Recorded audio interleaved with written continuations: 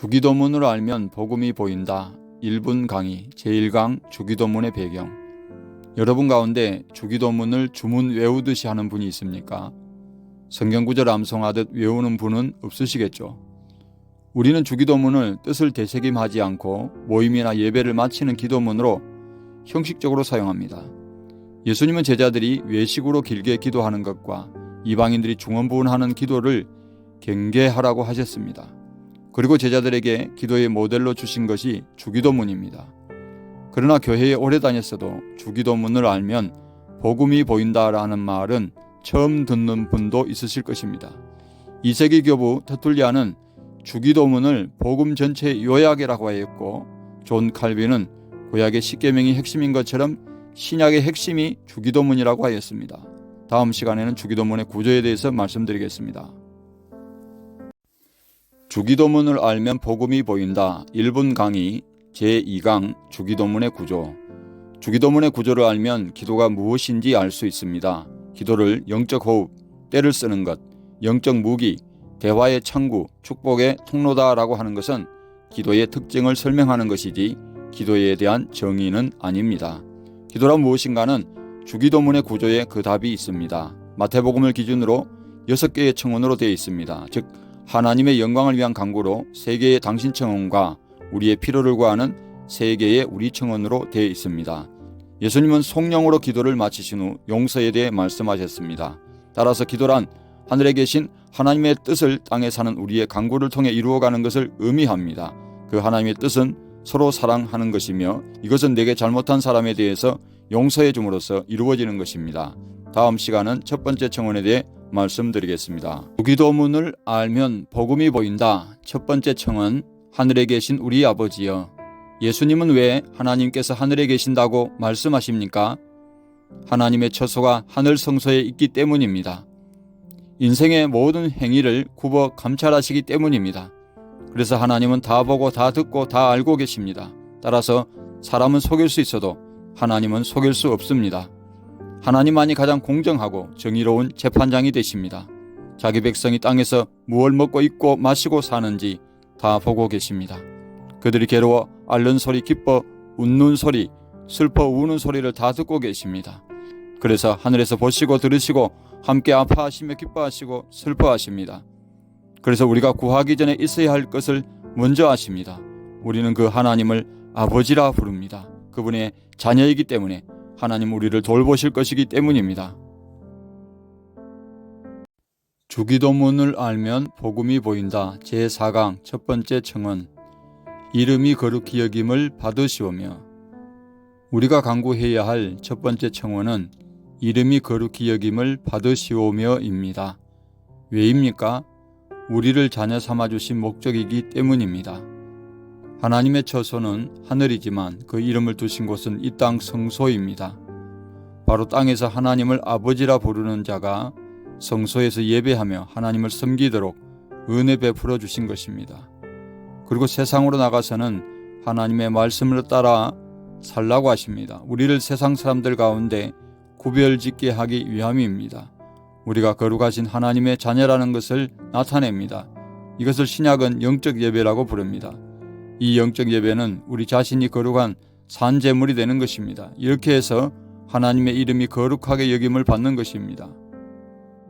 주기도문을 알면 복음이 보인다. 제5강 첫 번째 청원, 거룩함이란 무엇인가? 어떤 분이 제게 목사님, 우리 인간은 죄 때문에 거룩하게 살지 못하지 않습니까? 라고 물었습니다. 거룩함에 대해서 뭔가 오해하고 계신다는 것을 느꼈습니다. 내가 거룩하니 너희도 거룩하라고 명령하신 분은 하나님이십니다. 예수께서도 같은 원리로 산상수훈에서 말씀하셨습니다. 그러므로 하늘에 계신 너희 아버지의 온전하심과 같이 너희도 온전하라. 따라서 성경에서 거룩을 가장 잘 나타내는 말씀이 하나님께서 거룩하시다는 말씀입니다. 그렇다면 하나님께서 거룩하시다는 말씀은 무엇을 의미합니까? 앞으로 이 주제로 계속해서 말씀드리겠습니다. 3가지 뜻이 있습니다. 물론 이 외에도 있지만 함축해서 말씀드리면 하나님 구별되시고 죄 없으시고 영광이십니다. 이것은 우리가 하나님의 자녀로서 구별되게 살아야 할 것과 죄로부터 돌아서야 하고 하나님의 이름을 높여야 할 이유가 됩니다. 주기도문을 알면 복음이 보인다. 제6강 거룩함이란 무엇인가 두 번째 시간 첫째 구별되십니다. 하나님께서 일곱째 날을 복되게 하사 거룩하게 하신 것은 이날이 구별되었기 때문입니다. 이날에 안식하셨습니다. 이것과 저것이 구별되었다는 뜻이 아니라 거룩하신 하나님의 소유가 되었음을 뜻합니다. 그래서 하나님께서는 안식일을 내 안식일이라고 부른 것입니다. 내 모든 소득이 다 하나님 것이지만 10분의 1만을 구별하여 성물로 드립니다. 땅이 구별되면 거룩한 땅이 됩니다. 이렇게 해서 거룩한 처소, 거룩한 백성, 거룩한 관유, 거룩한 기름 부음 받은 대제사장이라 불리는 것도 같은 원리입니다. 우리 또한 예수님을 믿음으로 말미암아 거룩하신 하나님의 소유가 되었습니다. 하지만 거룩하게 된 것으로 끝나지 않습니다. 이 세대를 본받지 말고 오직 마음을 새롭게 함으로 변화를 받아 하나님의 선하시고 기뻐하시고 온전한 뜻이 무엇인지 분별하며 거룩하게 사는 삶이 남아 있습니다. 주기도문을 알면 복음이 보인다. 제7강 거룩함이란 무엇인가 세 번째 시간 둘째 죄가 없으십니다. 그 마음의 생각과 계획과 하는 일이 선하시고 완전하시다는 것입니다. 하나님께서는 완전히 의로우심으로 죄와 분리되십니다. 인간은 하나님처럼 거룩한 존재도 또 완전하게 살 수도 없습니다. 그러면 우리 인간은 거룩하게 살 수 없다고 항변할 것입니다. 그러나 그 아들 예수님의 피로 우리는 거룩함을 입었고 신자는 마귀에게 속한 자에서 하나님께 속한 자가 되었습니다. 거룩하신 성령은 하나님께 속한 자를 인도하여 주시는데 받은 거룩함을 흠이 없게 보존하여 주십니다. 예수님은 복음을 거부하고 쫓아가는 유대인들에게 하나님께 속한 자는 하나님의 말씀을 듣나니 너희가 듣지 아니함은 하나님께 속하지 아니하였음이로다 하셨습니다. 마찬가지로 사도 요한도 신약에서 똑같이 말했습니다. 따라서 하나님께 속한 자는 성령의 인도를 받아 자기를 쳐서 복종하며 죄로부터 돌아서는 삶을 사는 자입니다. 주기도문을 알면 복음이 보인다. 제7강 첫 번째 청은 보충, 거룩함이란 무엇인가? 셋째 영광이십니다. 우리말 영광이란 빛나고 아름다운 영예를 뜻합니다. 영광으로 생각한다는 말은 명예롭게 생각한다는 뜻입니다. 하나님의 영광은 하나님의 거룩하심에서 나옵니다. 인간은 하나님의 영광 앞에 살 수 없습니다. 성경은 오직 그에게만 죽지 아니함이 있고 가까이 가지 못할 빛에 가시고 어떤 사람도 보지 못하였고 또 볼 수도 없는 이시라고 말씀합니다. 빽빽한 구름이 항상 따라다닌 것은 바로 이 때문입니다. 거룩하신 하나님의 영광 앞에서는 천사도 양쪽 두 날개로 가려야 했습니다. 따라서 영광은 하나님의 거룩하심을 드러냅니다. 하나님의 등만 본 모세는 그 얼굴 꺼풀에 광채가 나서 이를 본 사람들이 두려워했습니다. 그래서 예수께서 이같이 너희 빛을 사람 앞에 비치게 하여 그들로 너희 착한 행실을 보고 하늘에 계신 너희 아버지께 영광을 돌리라고 한 것입니다. 이로 말미암아 하나님의 이름이 거룩히 여김을 받습니다. 주기도문으로 알면 복음이 보인다. 제8강 두 번째 청은 나라가 임하시오며 나라가 임하시오며라고 하니 천국일 것으로 생각하지만 하나님 나라가 이 땅에서 이루어지는 것을 뜻합니다. 유대인들은 왕국 개념으로 이해했습니다. 하나님께서 왕을 통해서 다스리고자 하셨기 때문입니다. 왕은 외세의 침략으로부터 백성을 보호하고 구원하는 일을 했습니다. 가난한 사람들에게 정의를 베풀고 과부의 권리를 회복해주며 고아를 보호해야 했습니다. 하지만 권력의 부패로 이루어지지 않았습니다. 이번에는 성전에서의 예배와 제사장의 명령을 통해 세상을 화해시키고 다스리고자 하셨지만 회개와 정의의 진정한 실천이 빠지는 것이 반복되었습니다. 그러나 유대인들은 이것을 깨닫지 못하고 이스라엘이 회복된 왕국에서 노예가 주인되고 주인이 노예가 되는 것, 억압받는 자가 억압자가 되는 것, 이스라엘이 세상 모든 나라를 다스리는 것을 하나님의 나라가 임하는 것으로 이해했습니다. 주기도문으로 알면 복음이 보인다. 제9강 두 번째 청은 나라가 임하시오며 그러나 주님 나라는 힘과 폭력으로 다스리지 않습니다. 억압하고 속박하여 종 삼는 나라가 아닙니다. 주님 자신을 십자가에 못 박혀 피 흘려 죽게 하심으로 용서와 사랑과 화평으로 다스리는 나라입니다. 두 번째 청원을 전도와 관련하여 이해하지만 새신자가 사랑과 용서와 화평을 이루지 못해 세상으로 돌아가는 것을 보지 않습니까? 마귀는 사람들 속에 있는 죄를 충동질합니다. 사랑과 용서와 화평 없이도 주님께 나아갈 수 있다고 속입니다. 시기와 질투, 미움은 어쩔 수 없다고 속입니다. 분을 절제하지 못해 마음으로 멱살을 몇 번이고 잡았다가 내동댕이 칩니다. 마음으로 몇 번이고 살인합니다. 그래서 다시 죄로 억압하고 속박하여 종사물에는 마귀의 계략에 넘어가 버립니다. 마귀는 그렇게 해서 신자가 주님의 나라를 이루지 못하게 방해하는 것입니다. 주기도문을 알면 복음이 보인다. 제10강 세 번째 청은 뜻이 하늘에서 이룬 것 같이 땅에서도 이루어지이다. 주님의 뜻만큼 남용되는 말씀도 없을 것입니다. 개인에게 일어나는 크고 작은 일들에 거침없이 사용하고 있습니다. 달리 위로할 말이 없을 때 주님의 뜻이라고 합니다. 그러나 듣는 이의 상황과 감정에 따라 이 말씀을 받기도 하지만 오해를 불러일으킵니다. 세 번째 청원에서 말씀하는 주님의 뜻은 개인의 관심사가 아니라 주님의 관심사입니다. 그리스도인 공동체에 주신 말씀입니다. 마태복음에서 주님의 관심사는 제자들의 의가 서기관과 바리새인보다 더 나아야 하며 예수께서 명령하신 모든 것을 가르쳐 지키게 하는 것입니다. 이것은 기독교 전체 메시지의 요약입니다. 바로 의의 길을 따를 것을 말씀하신 것입니다. 이것은 그리스도인이 내 마음을 다하여 하나님을 사랑하고 내 이웃을 내 몸처럼 사랑하는 것을 실천함으로 나타나는 것입니다. 주기도문을 알면 복음이 보인다. 제11강 네 번째 청은 오늘날 우리에게 일용할 양식을 주옵시고 1세기 유대 사회에서 네 번째 청원은 생존과 관련돼 있었습니다. 부자의 기준이 옷 두 벌 있는 자와 먹을 것이 있는 자였습니다. 영양실조와 굶주림이 일상이었던 백성들에게는 가장 시급한 청원이었습니다. 주님은 오늘 먹을 양식을 위해 기도하라고 하셨습니다.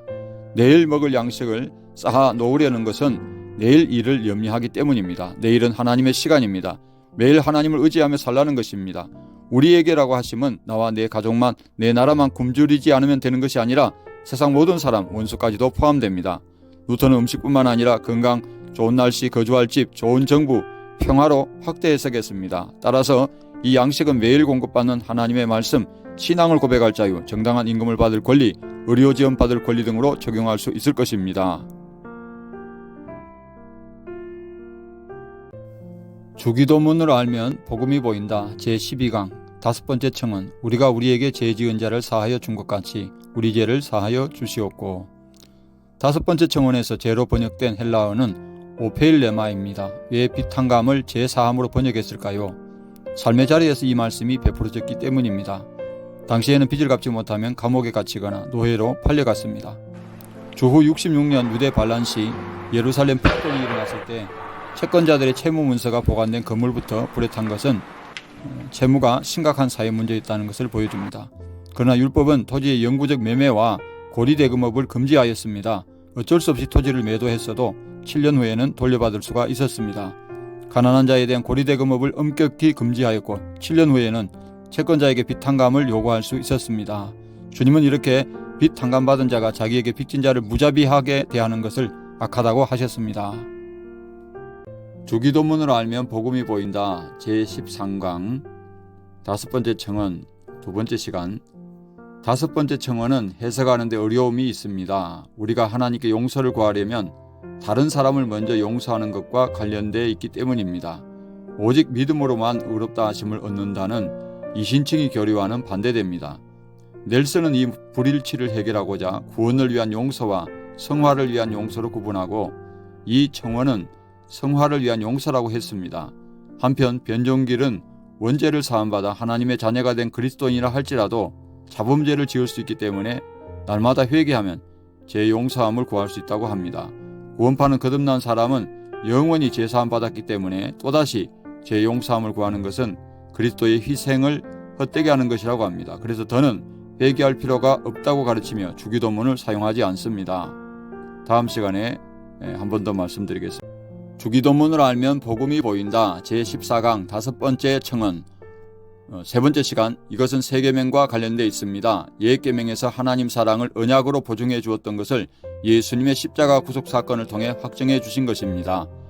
주님은 다섯 번째 청원을 어려워할 것을 아시고 반복해서 6장 15절에서 말씀해 주셨습니다.